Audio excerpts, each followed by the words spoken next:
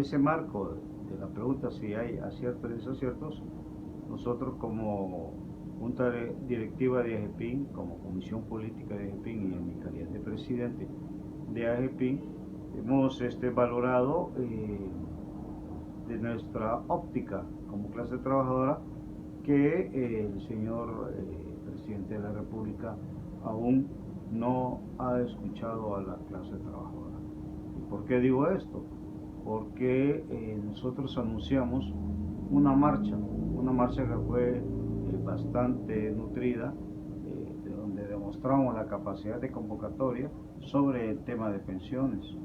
El 30 de enero de este año nosotros fuimos a la Casa Presidencial a querer conocer cuál era el proyecto, cuál es la propuesta del Ejecutivo sobre este tema, ya que en campaña política lo mencionó y dijo que iba a tratar el tema de las pensiones a favor de la clase trabajadora.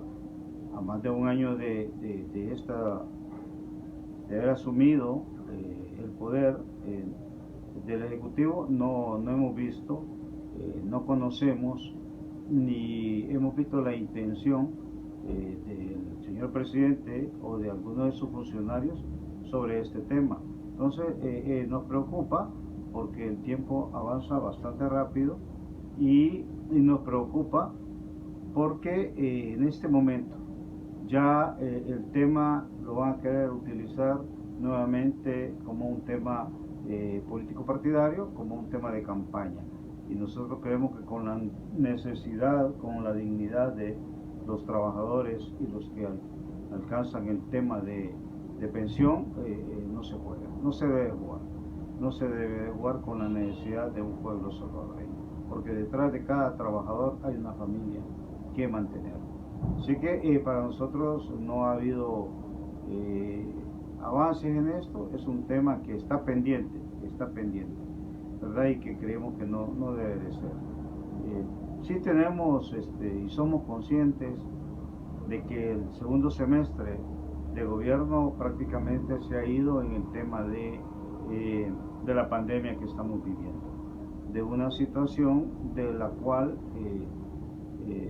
han habido muchas respuestas positivas de cómo tratar esta pandemia, pero también han habido desaciertos en materia, más que todo, de crear un verdadero marco jurídico de cara a esta coyuntura de la pandemia, porque se estuvieron haciendo decretos de cada 15 días, cuando se sabía que la pandemia no iba a durar 15 días ni un mes. Bueno, ni sabemos cuánto tiempo más va a durar, pero por lo tanto si hubiese hecho un decreto por lo menos de 6 meses, prorrogables según los avances de la misma pandemia.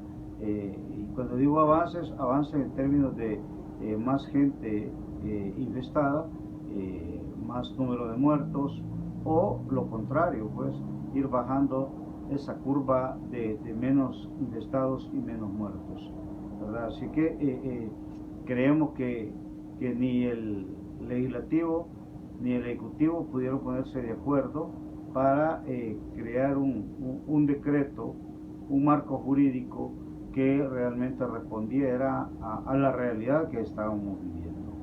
Y eso es lo que pasó y no hemos estado prácticamente 6 meses en el estire y en el encoge, quien tiene la razón, quien debe promulgar la ley, que ya sabemos que es la Asamblea Legislativa, de los decretos ejecutivos que tienen una rectoría a través del Código de Salud, y que también pues la Sala de lo Constitucional, en lugar de abonar, pues creo que ha estado fallando en contra de la pandemia como tal, ¿verdad? Y se han dedicado a querer justificar un marco jurídico cuando el rector de esta pandemia debe ser el Ministerio de Salud y no la Asamblea Legislativa ni mucho menos la Corte Suprema de Justicia. ¿Habrá alguna conspiración de parte de la Asamblea Legislativa y la Sala de la Constitucional o el órgano de justicia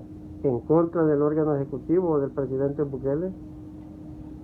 Yo creo que tal vez conspiración no, pero sí se han antepuesto los intereses ideológicos y partidarios antes de la verdadera necesidad que está viviendo el pueblo salvadoreño. Quien pone realmente los muertos, como siempre, es el pueblo y no los que están dentro de una estructura como estas, que tienen toda la capacidad de poder solventar de otra manera, por su capacidad económica, la enfermedad. Así es que yo sí le veo mucha carga ideológica a algunas decisiones, y por eso las decisiones a veces se toman políticas y no se toman jurídicas, que es lo que debería de ser, ¿verdad? Un marco legal jurídico. Y por supuesto, para interpretaciones de artículos desde la Constitución a las leyes secundarias, para eso estamos los abogados, para darle interpretaciones desde la óptica de cómo queremos llevar el caso. O sea, como quien dice, si soy defensor lo voy a ver desde esta óptica, y si soy acusador desde esta óptica. Entonces creemos que así se ha estado manejando, lamentablemente. La pandemia es mundial, pero solo en El Salvador se han dado los problemas de un marco jurídico real para poderle encontrarle salida a la pandemia. Y eso sí es lamentable, ¿verdad? Y ya no solo es responsabilidad del Ejecutivo, sino que de los tres órganos del Estado, que son los tres que han estado en la palestra estos últimos 5 meses. ¿Qué le estaría pidiendo la clase trabajadora o AGEPIN particularmente al presidente de la República? Ya se dijo al principio que no ha hecho caso a la petición que se hizo en enero sobre el tema de pensiones. Bueno, en primer lugar, que asuma la responsabilidad y que honre su promesa de campaña de cara al tema de pensiones, ¿verdad? Es muy importante, y lo más pronto posible. ¿Por qué esperar hasta que llegue la nueva Asamblea Legislativa el 1 de enero del 2021, pudiéndose desde ya plantear cuál es la propuesta seria, responsable, concreta, integral que tiene el Ejecutivo en cuanto al tema de pensiones? Ese es uno.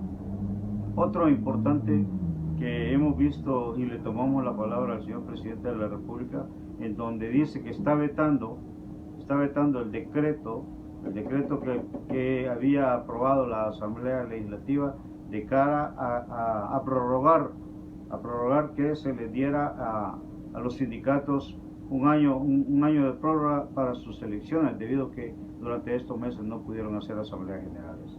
Y se le toma la palabra en el sentido que dice que son los trabajadores de un sindicato los que deben de decidir por su junta directiva.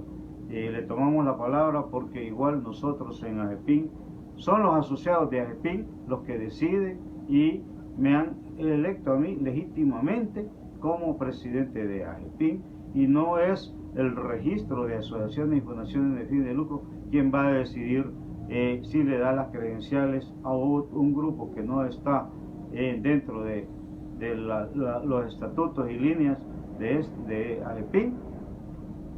Igual no es el Ministerio de Trabajo el que va a decidir qué junta directiva le da las credenciales, sino respetando la voluntad de los asociados del sindicato, así como respetando la voluntad de los asociados de AGEPIN, de esta asociación. Y por eso le tomamos la palabra, porque coincidimos que es cierto que son los asociados de un sindicato o los asociados de una asociación los que definen quién va a ser su junta directiva, sus conductores, y no los ministerios del Estado, ni el Ministerio de Gobernación ni el Ministerio de Trabajo deben de decidir o tratar de incidir en las decisiones de los trabajadores. Así que bien que bajo ese razonamiento vetó este decreto. ¿Cuáles son los aciertos que AGEPIN le ve al presente gobierno? Bueno, en materia de cuando comenzó la la pandemia.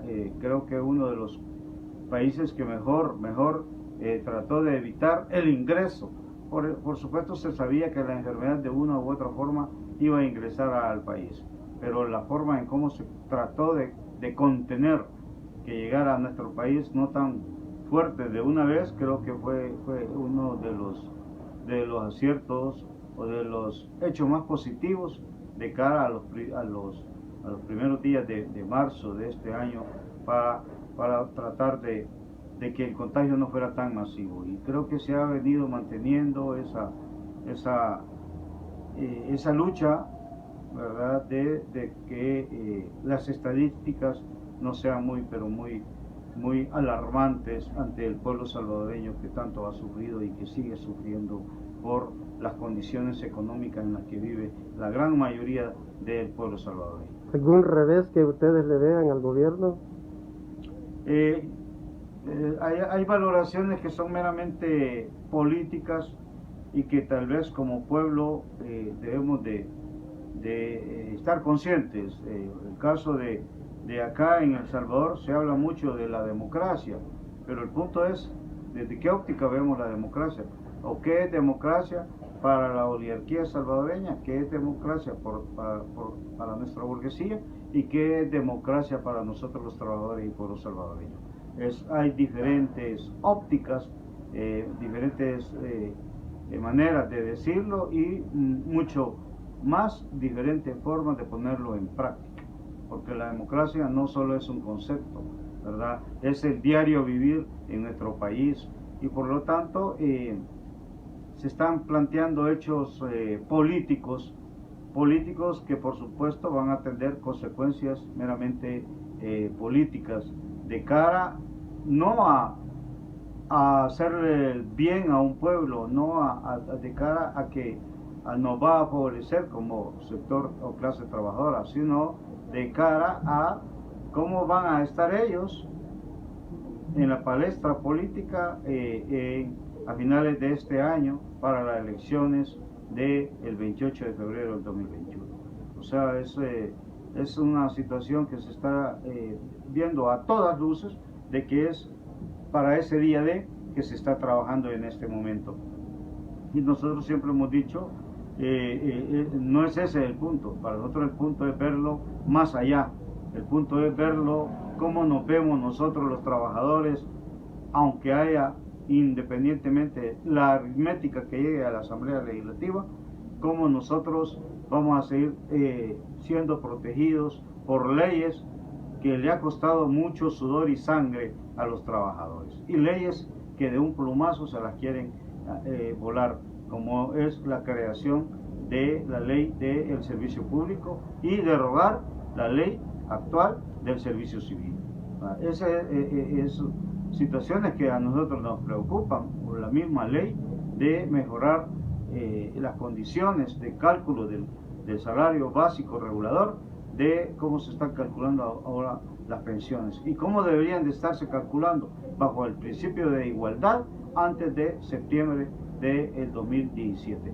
Eso es lo que nosotros nos interesa como trabajadores, y ya el problema de ellos meramente electoral, quién va a ganar mayores escaños en la Asamblea Legislativa, bueno, eso es una decisión de todo el pueblo salvadoreño a quien le da el voto, y ahí nosotros ni podemos ni incidir, ¿verdad? Pero sí podemos hacer propuestas pero muy concretas de por qué estamos convencidos que nosotros como trabajadores también podemos llevar gente nuestra a la Asamblea Legislativa.